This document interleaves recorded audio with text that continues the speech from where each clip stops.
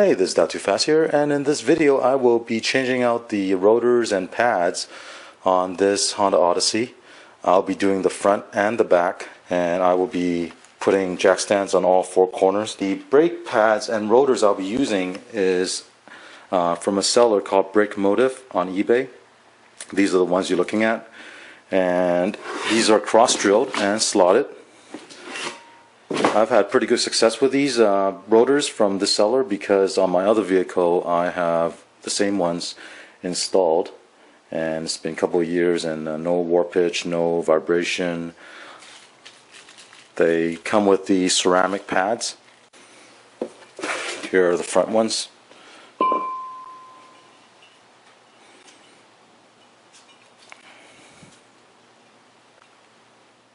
In total, the front and the back altogether, I paid about $167. To keep the video short, I will do two videos for the brakes.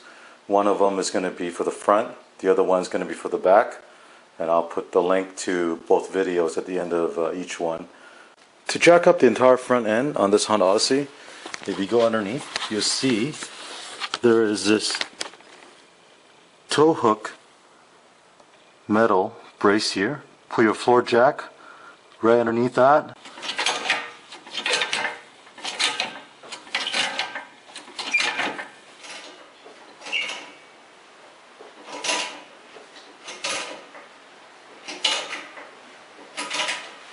Now put your jack stand right underneath the jacking point.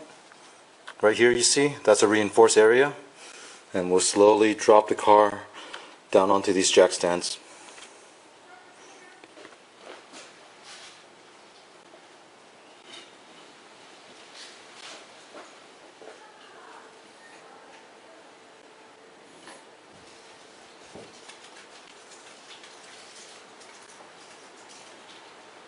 Now go ahead and remove the lug nuts to remove the wheel.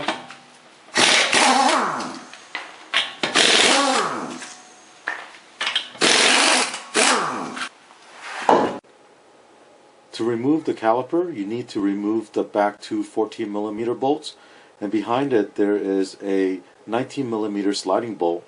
If you loosen this, then the back bolt will come off very easily.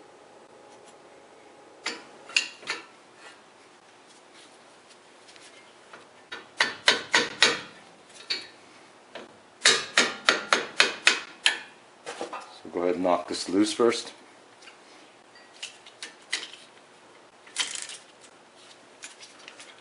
And then you'll be able to remove the bolt.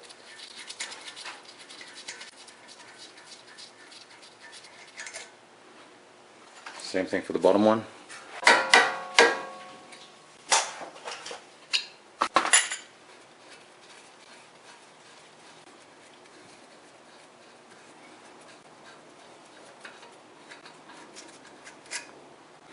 Now you can pull the caliper off.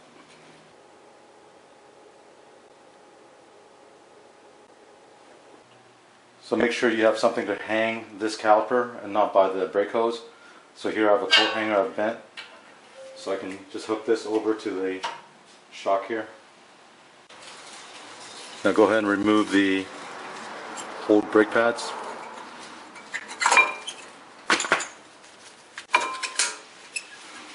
Now one thing I want to point out about the brake pad is that there is a wear indicator. See this top side here? Once the pad material is down to where this metal tab is, it will hit the rotor and give you a very loud screeching noise. So if you hear that, that's when you know your brake pads need to be replaced.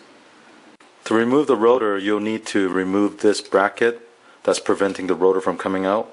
And to do that, there are two 19mm bolts that's holding it in place. So the back here, there's one right here, and then one over here. You need to remove both of these. Now if you don't have an impact wrench, then you might need a longer leverage breaker bar, because these are on pretty tight usually.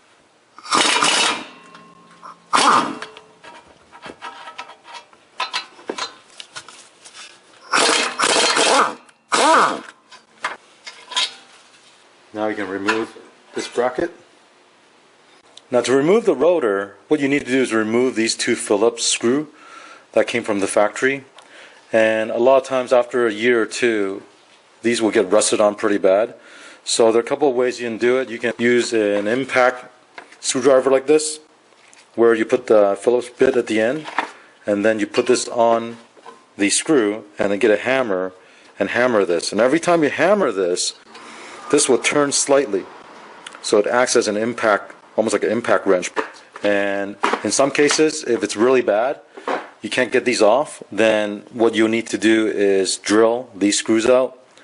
And now one thing to note is that you don't need to reinstall these. Now they only put these screws in during manufacturing to keep the rotors in place. That's the only reason they have these. In fact, if you work on some of the older Chrysler vehicle, they actually use clips on these lugs, and when you have to change a rotor, you actually have to get side cutters and just basically rip those clips off and toss it away. They're no longer used anymore. It's only used during manufacturing.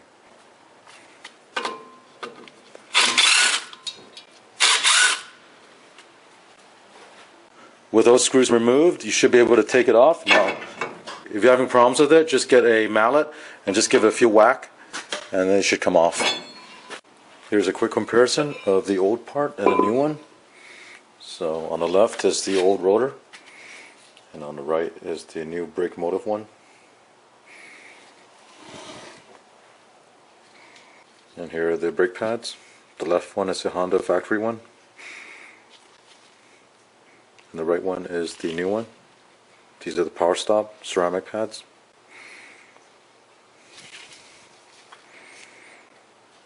A couple of things you need to do on the original part is on the bracket that holds the rotor in, there are these retainer clips.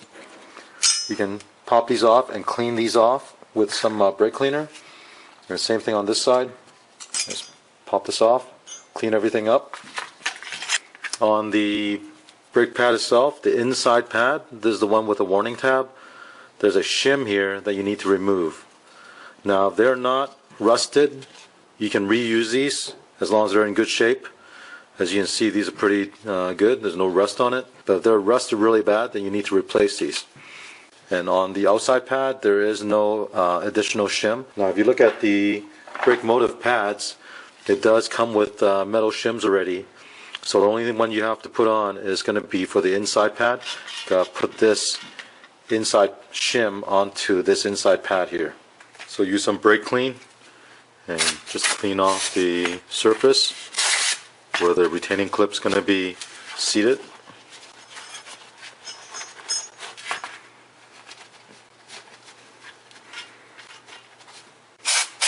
Also clean the retaining clip itself.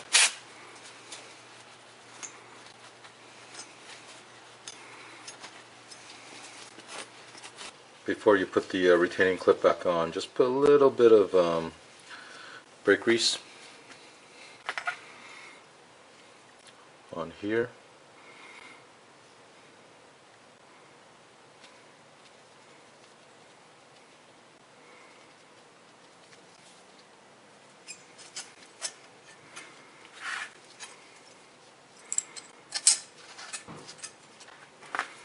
Same thing for the other side.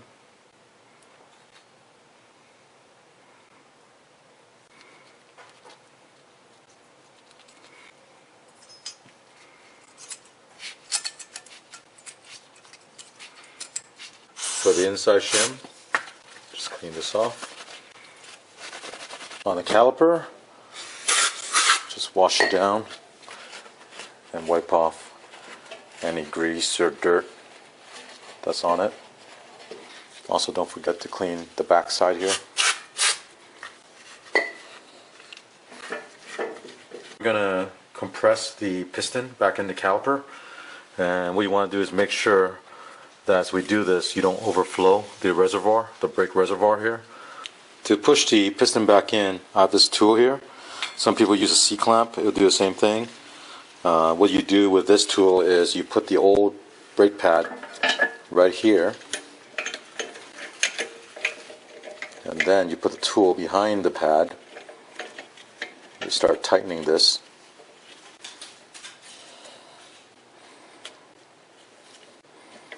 With dual piston, you might need to kind of switch it to the other one, compress a little bit, move it back to this one, and compress this a little bit at a time.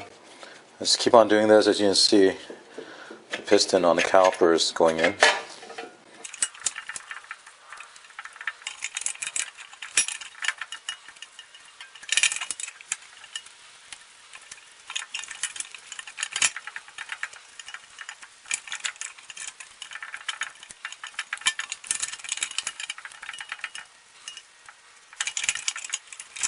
The next thing I like to do is just put a small amount of brake grease on the mating surface where the pad's going to be pushed in. Again, you don't need a lot, just a little bit.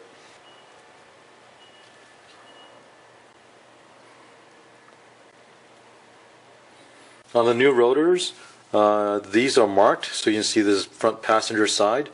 Go ahead and get some brake clean and just clean the surface on both sides.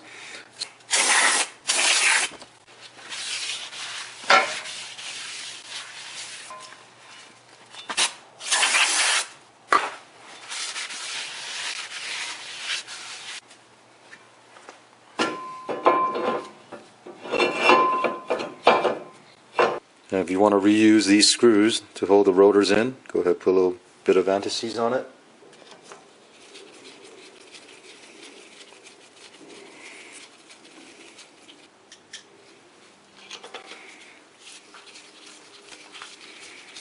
Now go ahead and install the caliper bracket.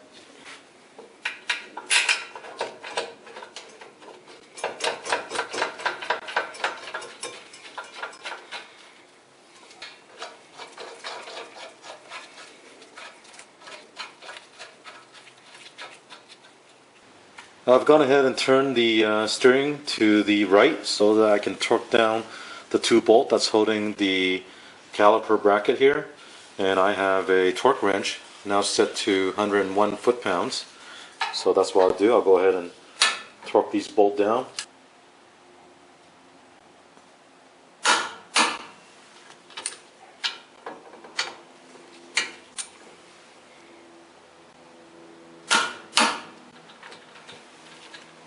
For the new pads, I also like to give a light spray of brake clean, just to make sure it's very clean. And don't forget, on the inside pad you need to put that shim on. Put a small amount of brake grease on this, spread it out.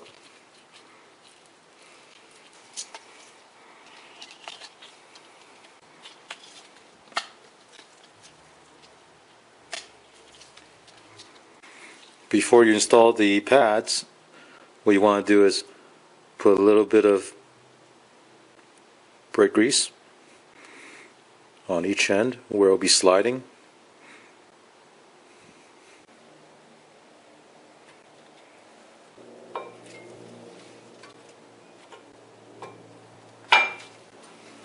And do the same thing for the outside pad.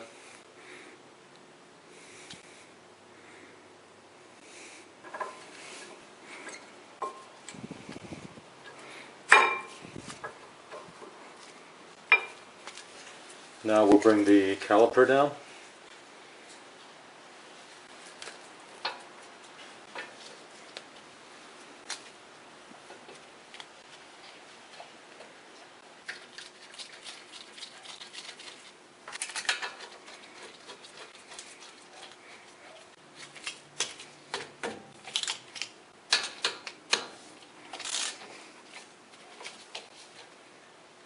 After you tighten the two 14mm here, just go ahead and put the 19mm on here and just give it a little whack so we know it's not going to come loose again. So this side is done, and you just have to repeat for the other side. So this time the front brake is done, you just have to repeat for the other side. After you put the wheel back on, you do want to follow the brake pad break-in procedure that came with the brake motive brakes. So this will allow the brake pad material to transfer properly onto the rotor surface.